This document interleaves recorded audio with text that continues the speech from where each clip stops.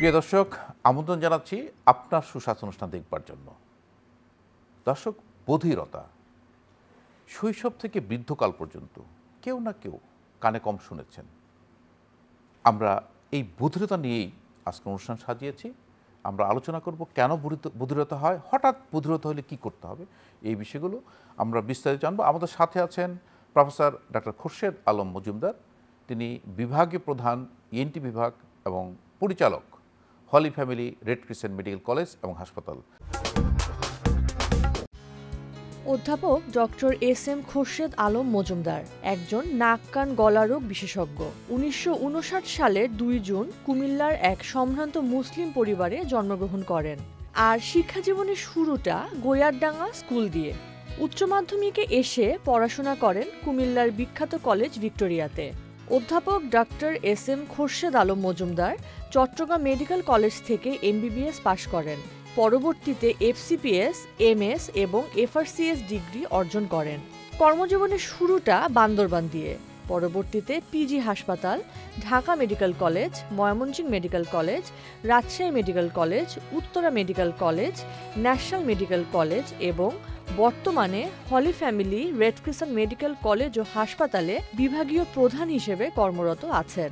রোগীবান্ধব চিকিৎসক হিসেবে আজীবন স্বাস্থ্যসেবা দিয়ে যেতে চান তিনি। স্যার, আপনাকে স্বাগত আমাদের স্টুডিওতে। ধন্যবাদ স্যার। আজকে আমরা যে বিষয়ে কথা বলবো যে বধিরতা। আমরা কিন্তু আসলে অনেক ধরনের বধির দেখি। বাচ্চাকালে এক ধরনের বধিরতা থাকে, বয়সকালে এক ধরনের বধিরতা থাকে, আর কারো কারো হঠাৎ বধিরতা। স্যার, আসলে বধিরতা কি? এটা একটা খুবই গুরুত্বপূর্ণ একটা বিষয়। বিশেষভাবে আমরা যদি ঠিক আপনি যেভাবে খুব সুন্দরভাবে ভাগ করেছেন, আমরা যদি একটা বাচ্চা জন্মের সাথে সাথে যদি বধির হয়, বাচ্চাটা গ্রো করার সময় বাড়ছে, এই বাচ্চাটার যদি বধিরতা হয়, আবার কানে কম শোনাটা যদি একটা অ্যাডাল্টের বধিরতা হয় এবং বয়স্ক মানুষের বধিরতা হয়, জিনিসগুলো প্রত্যেকটার আলাদা আলাদা ইম্প্যাক্ট আছে। একটা বাচ্চা জন্মের পরে যদি না শুনে, কম শুনে, তাহলে কিন্তু সে যেহেতু শুনে না, সে কিন্তু বোবা বাচ্চা হিসাবে বড় হবে। এটা যত তাড়াতাড়ি আইডেন্টিফাই করা যায়, যত তাড়াতাড়ি বোঝা যায়, মায়েরা বুঝতে পারে, বাবারা বুঝতে পারে যে আমার বাচ্চাটা কম শুনছে, ততই মঙ্গল, ততই চিকিৎসার দিকে যাবে। কাজেই একটা বেবি জন্মের পর থেকে শুরু করে একদম এখন এমন টেস্ট, সাধারণ টেস্ট আছে যেটা জন্মের 1-2 দিন পর থেকে শুরু করে যে কোনো সময় রিকগনাইজ করা যায়। আমাদের দেশেও এটা সচরাচর সবখানেই আছে। এই বাচ্চাদেরকে যদি আমরা রিকগনাইজ করতে পারি এবং চিকিৎসা দিতে শোনাতে পারি, তাহলে কিন্তু এ বাচ্চাটা আর বধিরও থাকবে না, বোবাও হবে না, কথা বলবে, শিক্ষিত হবে, লেখাপড়া করবে, কাজকর্ম করবে। আদারওয়াইজ আমরা যত বোবা বাচ্চা দেখি, বড় হতে দেখি, সবাই কিন্তু বধিরতার ব্যাপারটা এখানে ইম্পর্টেন্ট। অনেক প্যারেন্টসরা এসে আমাদেরকে বলে, গলাটা একটু দেখে দেন, আমার বাচ্চা কথা বলে না। কানে শোনে না বলে যে কথা বলে না, এই জিনিসটাই বুঝতে পারে না। কিন্তু স্যার, আসলে একটা শিশু সে শুনছে কিনা বা রেসপন্স করছে কিনা, তো এটা আসলে একটু বোঝাটা তো একটা সময়ের ব্যাপার। কারণ এটা তো আসলে মা বাবা সহজেই, কারণ সে তো রেসপন্স করতে পারছে না। একজন শিশু বা 1 বছরের বাচ্চা, সে রেসপন্স করতে, সেই ক্ষেত্রে আসলে কি করা উচিত? এটা খুবই গুরুত্বপূর্ণ বিষয় এবং খুবই অবজার্ভ করার বিষয়। একটা বাচ্চা 1 দিন 2 দিন 3 দিনে বোঝা না হোক, 1 সপ্তাহ 2 সপ্তাহ 3 সপ্তাহ পরে দেখা যায় কোনো একটা সাউন্ড হলে বাচ্চাটা হয়তো হাত পা নাড়ছে, হঠাৎ করে থেমে যায়। অথবা আরও একটু বড় হলে 1 মাস 2 মাস 3 মাসের দিকে দেখা যায় যে যেদিকে কথা বলছে বাচ্চাটা চোখ ঘুরায় ওইদিকে। আবার দেখা যায় মায়ের গলা শুনলে বাচ্চাটা হাসি দেয়। এগুলো দিয়েই বুঝতে হবে যে হ্যাঁ, শুনেছে মায়ের গলা। অন্য মানুষের গলা শুনলে এগুলো কিন্তু খুবই স্ট্রং আইডেন্টিফাইং পয়েন্ট। এবং 6 মাস পরে তো বাচ্চাটা একদম মাথা ওইদিকে টার্ন করবেই এবং ভয় পেয়ে যাবে, থেমে যায়। হ্যাঁ, হাত পা নাড়ছে, খেলছে, এর মধ্যে হঠাৎ করে স্টিল হয়ে যায়, যে আবার কেঁপে উঠে। এগুলো কিন্তু খুব বোঝার বিষয়। এইভাবে কিন্তু আমরা বুঝতে পারি। আর পরে যখন অনেক বাচ্চা, বাবা মা আমাদেরকে বলে যে আমার বাচ্চা তো 1 বছর 2 বছর পর্যন্ত কথা বলতো। কি কথা বলতো? বাবা মা ডাকতো, এরপর আর কথা বলে না। মানুষের শরীরটা ওইভাবেই তৈরি যে একটা বাচ্চা খাওয়ার আগে পরে এমনি করে মুখ নাড়লেই একটা আওয়াজ হয় বাবা মা। বাবা মা কোনো শব্দ না, অন্য কোনো স্পেসিফিক শব্দ তৈরি করতে পারে কিনা, ইটস ইম্পর্টেন্ট। তখনই বোঝা যাবে যে সে কথা বলছে কিনা। কাজে কথা বলছে কিনা, এদিকে ওদিকে তাকাচ্ছে কিনা, পরিচিত গলা চিনতে পারছে কিনা, সে ভয় পাচ্ছে কিনা, এগুলো হলো সে ওই সাউন্ডে ভয় পাচ্ছে কিনা, এগুলো হলো জন্মের সাথে সাথে রিকগনাইজ করার বিষয়। এবং যে বাচ্চাকে আমরা ধরতে পারবো এটা, সে বাচ্চাই কিন্তু আপনার বড় হয়ে কথা বলবে, বাচ্চা ইন্টেলিজেন্ট হবে। এরকম ক্ষেত্রে আমরা যদি আর্লি আইডেন্টিফাই করতে পারি তাহলে আপনার বোবা বা বধির যে শব্দটা পরবর্তীতে আসে সেটা আমরা প্রিভেন্ট করা সম্ভব একদম। তো সেক্ষেত্রে স্যার আপনারা কি করেন, কিভাবে তাকে ইভালুয়েট করেন এই বাচ্চাদের? আমরা এখন বিভিন্ন রকমের মেশিনারিজ আছে, কানের টেস্ট সারা দেশে অ্যাভেলেবল। যে কোনো একজন ইএনটি সার্জন, একজন ইএনটি স্পেশালিস্ট, ইভেন শিশু বিশেষজ্ঞরাও এটা বুঝতে পারেন।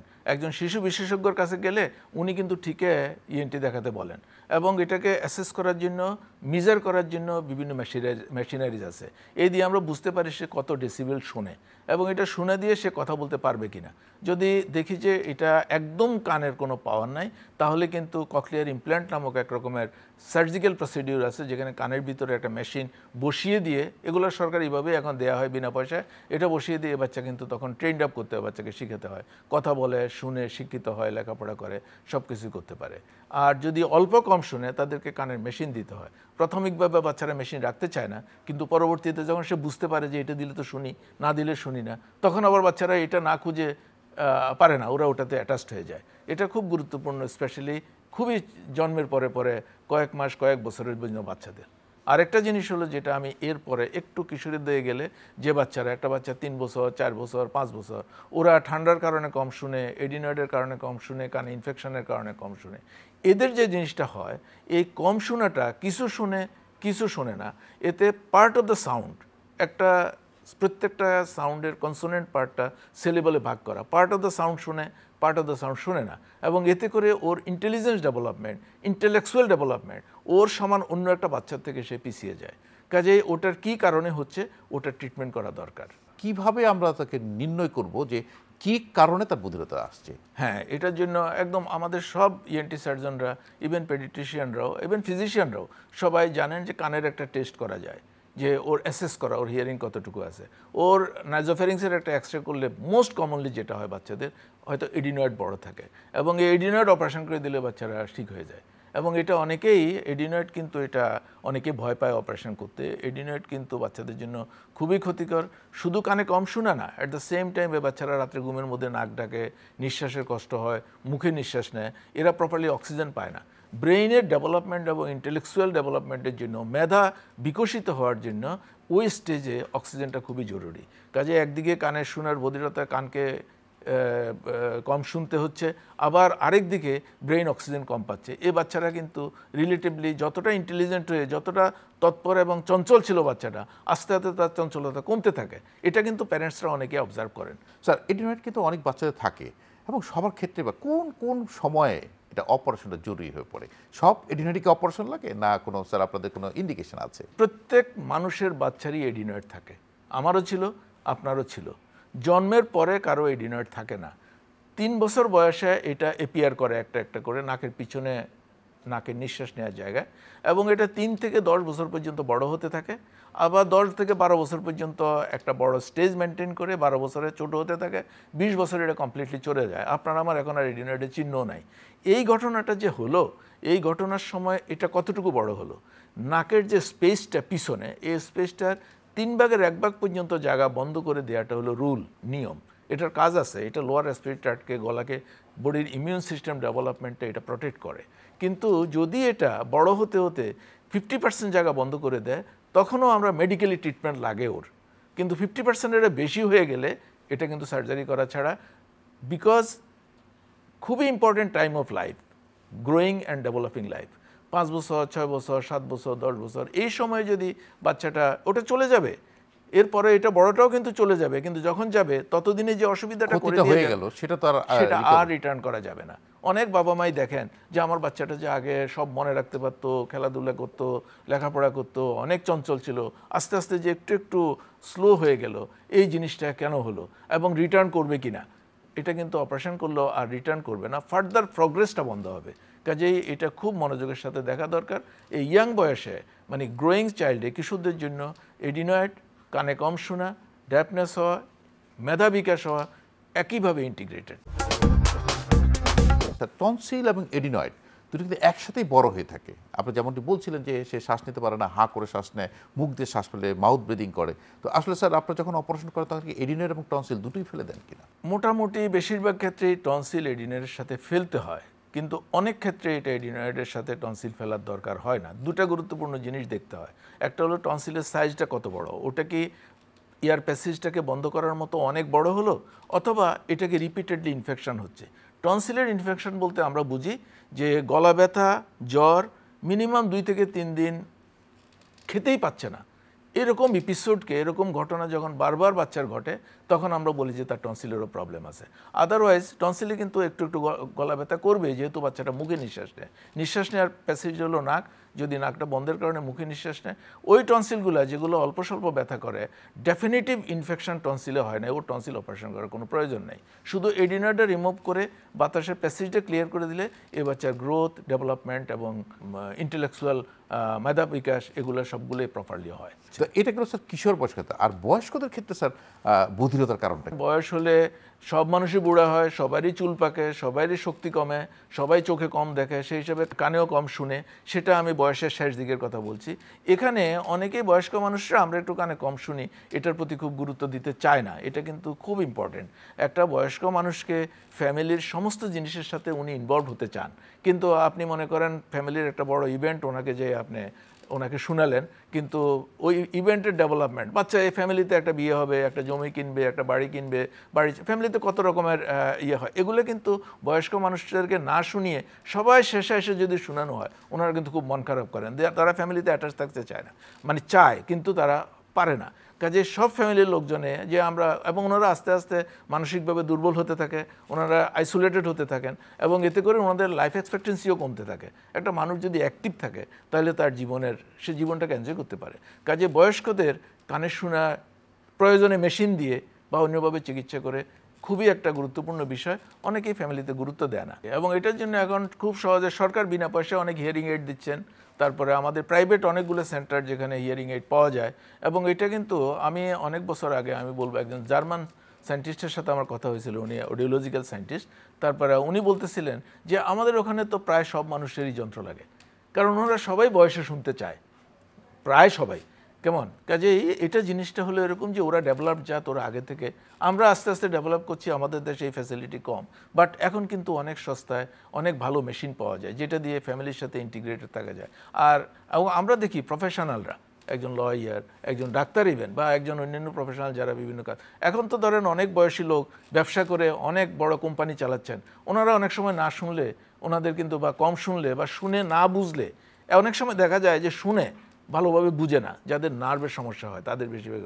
কাজে কথা বুঝার জন্য কিন্তু মেশিনের স্যার এখানে আবার একটা জিনিস দেখেছি যে আসলে যারা আমাদের সিনিয়র আছেন, মুরব্বীরা আছেন, তারা অনেক সময় ফরেন বডি তাদের মানে থাকাটা একটু বিরক্তিকর মনে হয়। অনেকে কিন্তু আমি দেখেছি যে মেশিন দেওয়া আছে, কিন্তু তারা তাদের কমপ্লেন যে শব্দ করে, শো শো করে, শোনা যায় না, বা একটা মেশিনের মতো আওয়াজ করে, এই অনেকে কিন্তু ব্যবহার করতে চায় না স্যার। কিন্তু এই যে সিনিয়রদের, তাদের আসলে কিভাবে বা কোন মেশিনটা বা কি মেশিনটা দিলে তারা এক্স্যাক্টলি শুনতে পাবে, তার কোনো আওয়াজ হবে না, তারা গ্রহণ করবে? যে কোনো একটা হিয়ারিং এইড দিলেই হবে না, এটা ওনার কানের পাওয়ারের সাথে মিলে আর টিউনিং করে, চোখের যেমন পাওয়ার অ্যাডজাস্ট করে দিতে হয়।